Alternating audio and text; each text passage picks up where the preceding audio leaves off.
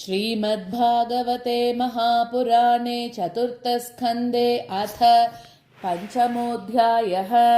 मैत्रेय उवाच भवो भवान्या निधनं प्रजापतेः असत्कृताया अवगम्य नारदात् स्वपार्षदः सैन्यं च तत् अध्वरर्बुभिः विद्रावितं क्रोधमपारमाददे। क्रुद्धः सुदष्टोष्टपुटः सदूर्जटिः जटां तडिद्वह्निसटोग्ररोचिषम् उत्कृत्य रुद्रः सहसोत्थितो हसन् गम्भीरनादो विससर्जताम्बुवि। ततोऽतिकायस्तनुवा स्पृशन् दिवं सहस्रबाहुर्गणरुक्त्रिसूर्यदृक् करालदंष्ट्रोज्ज्वलदग्निमूर्धजः कपालमाली विविधोऽत्यतायुधः। तं किं करोमीति गृणन्तमाह बद्धाञ्जलिं भगवान् भूतनाथः। दक्षं स यज्ञं जहिमद्भटानां त्वमग्रणीरुद्रभटांशको मे। आज्ञप्त एवं कुपितेन मन्युना स देवदेवं परिचक्रमे विभुं मेने तदात्मानमसङ्गरं हसा महीयसां तात सहस्सहिष्णुम्।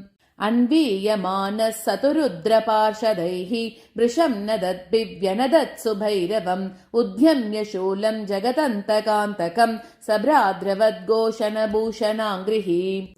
अतर्द्विजो यजमानः सदस्याः ककुप्युदीच्यां प्रसमीक्षरेणुं तमः किमेतत् कुत एतत्रजोऽभूत् इति द्विजपत्न्यश्च दत्युः। वातानवान्ति न हि सन्ति दस्यवः प्राचीन बर्हिर्जीवति होग्रदण्डः। गावो न काल्यन्त इदं कुतो रजो लोकोऽधुना किं प्रलयाय कल्पते। प्रसूतिमिश्रा स्त्रियवुद्विग्नचित्ता ऊचुर्विपाको वृजिनस्यैष तस्य यत्पश्यन्तीनां दुहितॄणां प्रजेशः सुतां सतीमवदध्यौवनागाम्।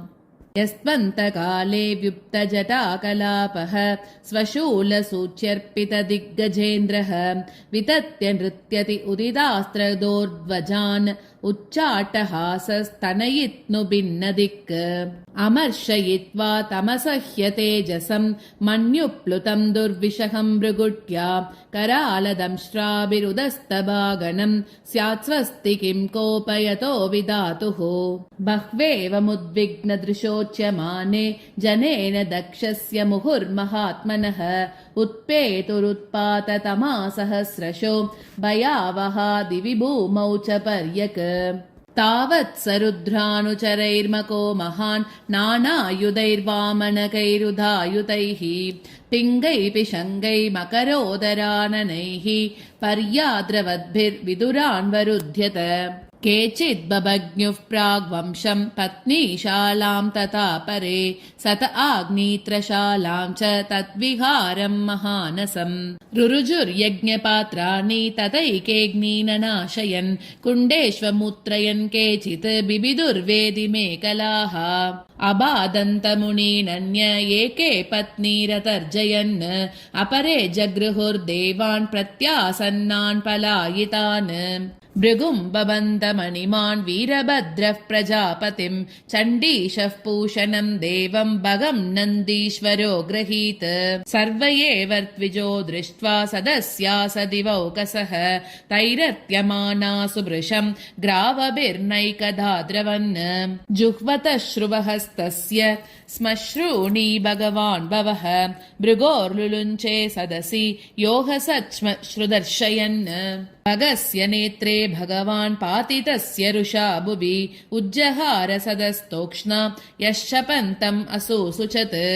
पूष्णश्चापादयद्धन्तान् कालिङ्गस्य यथा बलः शप्यमाने गरिमणि योहसद्दर्शयन् दतः।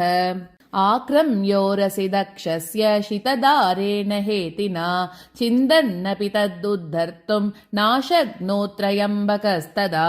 अस्त्रैरस्त्रान्वितैरेवं मणिर्भिन्नत्वचं हरः विस्मयं परमापन्नो दद्यौ पशुपतिश्चिरम्।